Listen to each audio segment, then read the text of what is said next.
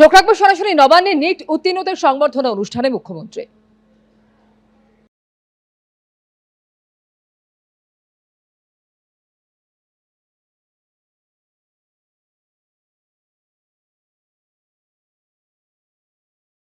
সকলকে ধন্যবাদ। সকলের কাছে অনুরোধ, পাশাপাশি যে কাউন্টারগুলো রয়েছে সেখান থেকে আপনারা আপনাদের সম্বর্ধনা সামগ্রী অবশ্যই গ্রহণ করবেন। আমরা এখন যেই মুহূর্তের জন্য অপেক্ষা করছিলাম সেখানে আমরা পৌঁছে গেছি। আমরা অনুরোধ করব রাজ্যের মাননীয় মুখ্যমন্ত্রী শ্রী শুভেন্দু অধিকারী মহাশয় তার সুচিন্তিত বক্তব্য আমাদের সামনে রাখুন। প্রথমেই আমাদের রাজ্যের মুখ যারা উজ্জ্বল করলেন, আমার অতি প্রিয় আগামী দিনের চিকিৎসক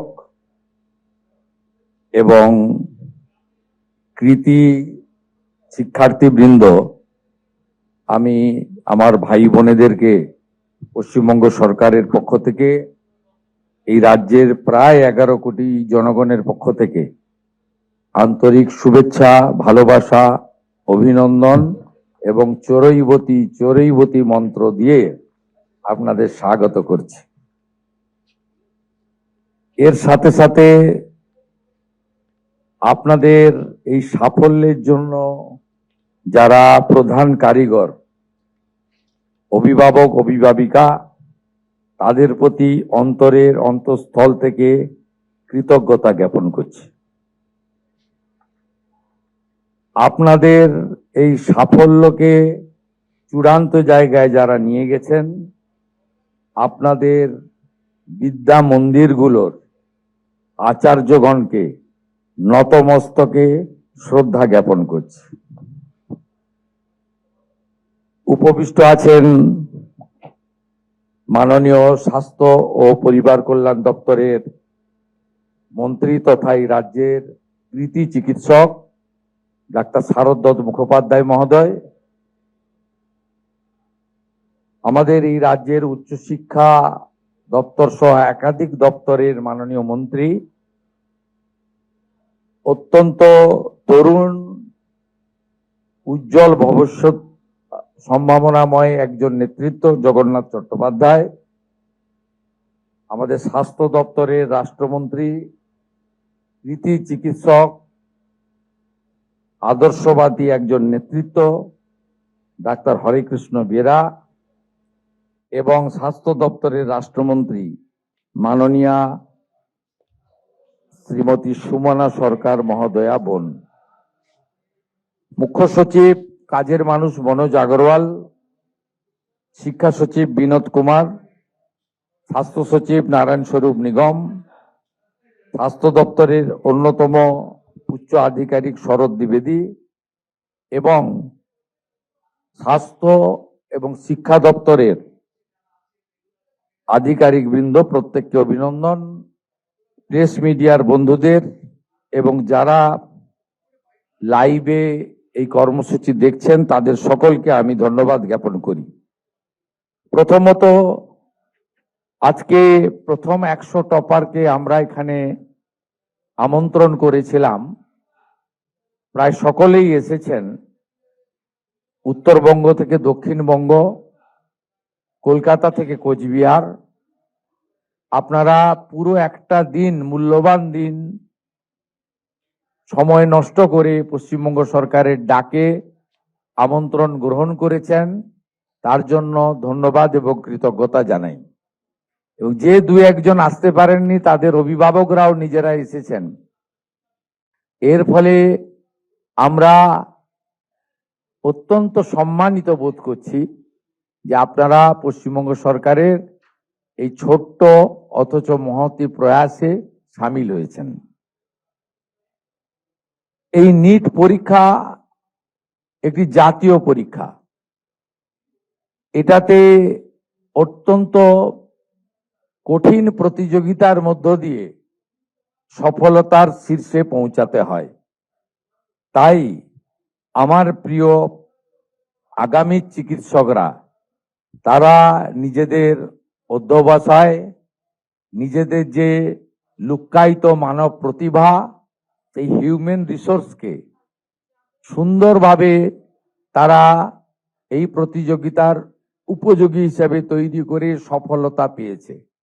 এই সফলতা কেবলমাত্র আগামী দিনের চিকিৎসকদের শুধু নয়, গোটা পশ্চিমবাংলার আপামর মানুষের এই আপনাদের এই সাফল্যে তারা ধন্য এবং আনন্দিত। আমি আপনাদেরকে আগামী দিনের সফল ভবিষ্যতের জন্য পরম করুণাময় ঈশ্বরের কাছে প্রার্থনা করছি এবং মহান যুব সন্ন্যাসী স্বামী বিবেকানন্দের কাছে আমার এটাই প্রার্থনা থাকবে যে তার আশীর্বাদে আপনারা যেন চরৈবতী চরৈবতী মন্ত্র, এগিয়ে চলো মন্ত্রে আগামী দিনে এগিয়ে যেতে পারেন। আমি আপনাদেরকে যেটা আশ্বস্ত করতে চাই, জগন্নাথ চট্টোপাধ্যায়, ডক্টর শরদ্দত্ত মুখোপাধ্যায়, মাননীয় মনোজ আগরওয়াল, মাননীয় নারায়ণ স্বরূপ নিগম, তারা তাদের বক্তব্যে বলেছেন বর্তমান সরকার পশ্চিমবঙ্গে সরকারি এবং বেসরকারি স্বাস্থ্য ব্যবস্থায় ব্যাপকভাবে পরিবর্তন এবং অগ্রগতির জন্য অঙ্গীকারবদ্ধ। আমরা এমন পরিকাঠামো, এমন স্বাস্থ্যকেন্দ্র, এমন পরিবেশ তৈরি করব যাতে আগামী দিনে আমাদের এই নিটে সফল হওয়া চিকিৎসকরা তারা নিজেরাই স্বইচ্ছায় এই রাজ্যে চিকিৎসা পরিষেবা দান করার জন্য উৎসাহিত হয়। সেই পরিবেশ পরিকাঠামো তৈরি করার দায়িত্ব পশ্চিমবঙ্গ সরকারের। আমরা ইতিমধ্যে আয়ুষ্মান ভারত কর্মসূচিতে যুক্ত হয়েছি। আমরা ইতিমধ্যে NHM জাতীয় স্বাস্থ্য মিশন কর্মসূচির মধ্যে আমরা স্বাস্থ্য কেন্দ্রগুলিকে আয়ুষ্মান মন্দির ঘোষণা করে আমরা স্বাস্থ্য ক্ষেত্রে আমরা ব্যাপক পরিবর্তন, উন্নয়ন এবং জনমুখী এক স্বাস্থ্য ব্যবস্থা গড়ে তোলার ব্যবস্থা নিয়েছি। শুধু তাই নয়, আমাদের স্বাস্থ্য শিক্ষা ব্যবস্থাকে অগ্রাধিকার দিয়ে আমরা MBBS এর ক্ষেত্রে বা ডাক্তারির ক্ষেত্রে আরো আসন সংখ্যা বৃদ্ধি করা এবং 4টি নতুন মেডিকেল কলেজ কালিম্পং, আলিপুরদুয়ার, পশ্চিম বর্ধমান এবং দক্ষিণ দিনাজপুরে তৈরি করার পরিকল্পনা বাজেটে ঘোষণা করেছে। উত্তরবঙ্গে আরো একটি এইমস তৈরি করার কল্যাণীর পাশাপাশি পরিকল্পনা আমরা ঘোষণা করেছি। শুধু সরকারি স্বাস্থ্য ব্যবস্থা নয়, বেসরকারি স্বাস্থ্য ব্যবস্থাকেও উৎসাহিত করার জন্য আমরা অনেকগুলি প্রপোজাল নিয়েছি এবং আপনারা শুনলে খুশি হবেন, কলকাতার উপকণ্ঠে নিউ টাউনে আদানি গ্রুপ আন্তর্জাতিক মানের একটি 2000 বেডের হসপিটাল নির্মাণ করার জন্য আমাদের কাছ থেকে জমি নিয়েছে, লিখিত চুক্তি করেছে। 1000 বেড কমপ্লিটলি আর্থিকভাবে দুর্বল লোকেদের জন্য থাকবে। আমরা একেবারে প্রাইমারি ব্লক হেলথ সেন্টার থেকে শুরু করে স্টেট হসপিটাল পর্যন্ত ডাক্তারবাবুদের বাসস্থান, ডাক্তারবাবুরা, চিকিৎসকরা যাতে সুষ্ঠু পরিকাঠামোর মধ্য দিয়ে কাজ করতে পারেন তার ব্যবস্থা করা, প্রধানমন্ত্রী জনঔষধি কেন্দ্র থেকে শুরু করে নানা ধরনের আধুনিক পরিষেবা, scan, MRI, SNCOI, dialysis unit, আধুনিক OT এবং হসপিটালগুলোকে সুন্দর করে সাজানোর পরিকল্পনা গ্রহণ করেছি এবং কলকাতার সবচেয়ে বড় হসপিটাল SSKM এ আরো আসন সংখ্যা বৃদ্ধি, আমাদের ICUর আসন সংখ্যা বৃদ্ধি সহ নানা পরিকল্পনা নেওয়া হয়েছে। আমরা একসাথে স্বাস্থ্য কেন্দ্র, স্বাস্থ্য পরিকাঠামো, স্বাস্থ্য পরিষেবার শ্রীবৃদ্ধি, অন্যদিকে আমাদের চিকিৎসা শিক্ষার ক্ষেত্রে আরো বেশি করে আসন সংখ্যা বৃদ্ধি করে আমাদের যে ডাক্তারের বা চিকিৎসা কর্মীর ক্ষেত্রে অপ্রতুলতা রয়েছে সেটাও পূরণ করার উদ্যোগ নিয়েছি। আমরা মনে করি আপনারা যারা আগামী দিনের চিকিৎসক তারা ভারতবর্ষকে নিশ্চিতভাবে ভালোবাসবেন, কারণ ভারত মাতার আমরা সকলে সন্তান। ঠিক একইভাবে আপনাদের এই প্রিয় মাতৃভূমি পশ্চিমবঙ্গকেও ভালোবাসবেন, এবং শুধু শহরে নয়, আগামী দিনে গ্রামের মানুষও যাতে চিকিৎসা পরিষেবা পায় সে বিষয়েও আগামী দিনে আপনাদের তরুণ প্রজন্মের মধ্যে একটা অঙ্গীকার থাকবে। আপনাদের সরকার আপনাদের পাশে। আমি গর্বিত জাতীয় প্রতিযোগিতায় সফলতার সঙ্গে উত্তীর্ণ হয়ে আপনারা প্রথম 100 জন যারা এই পশ্চিমবঙ্গের মুখ উজ্জ্বল করেছেন তারা আজকে আমাদের সামনে বসে আছেন। আপনাদের সম্মানিত করতে পেরে আমরা ধন্য, আমরা গর্বিত। আপনারা সকলে ভালো থাকবেন।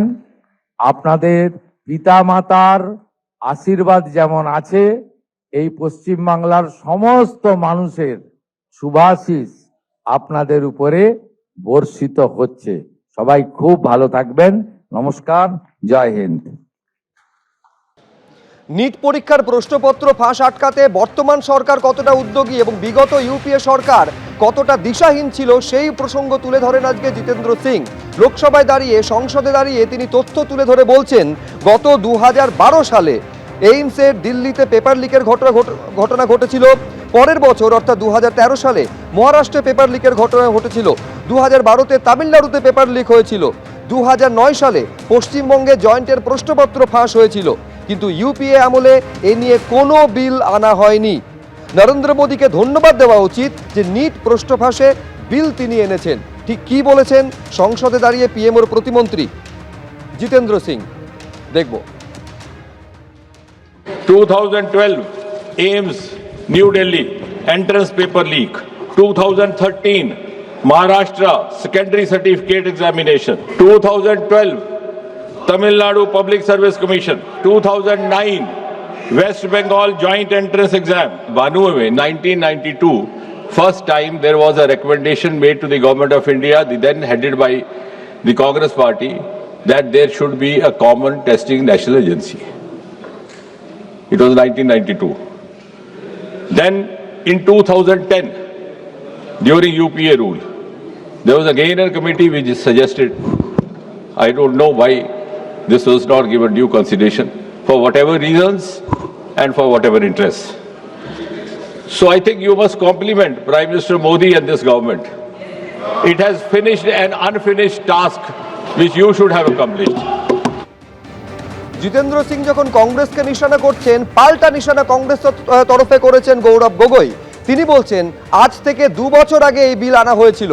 2024 সালে যখন এই বিল আনা হয়েছিল একে ঐতিহাসিক বিল বলা হয়েছিল। শুধু তাই নয়, এ কথাও বলা হয়েছিল নিটে আর প্রশ্নপত্র ফাঁস হবে না। কিন্তু প্রশ্নপত্র ফাঁস আর আটকানো যায়নি।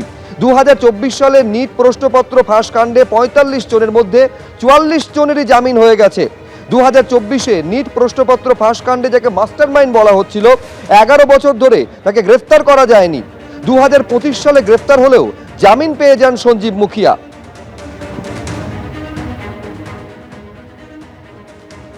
आज से 2 साल पहले ये बिल लाया गया था, public examinations prevention of unfair act 2024। सरकार ने इस बिल का इंट्रोडक्शन करते हुए ये कहा कि ये बहुत ही एक ऐतिहासिक कदम है, एक बहुत बड़ा कदम है, और इससे शिक्षा विभाग सुधरेगा और इससे परीक्षा में जो पेपर लीक होते हैं अब नहीं होगा। तो जो 2024 के नीट यूजी पेपर लीक पे जो तहकीकात हुई, जो चार्जशीट हुए थे नीट यूजी 2024 पेपर लीक के मामले में, 45 में से 44 को बेल मिल चुका है। ये है इनकी गंभीरता। जो मूल व्यक्ति है जिसको मास्टरमाइंड कहा जाता है, संजीव मुखिया, 11 महीने तक वो फरार था। 11 महीने तक सरकार उसको पकड़ नहीं पाई।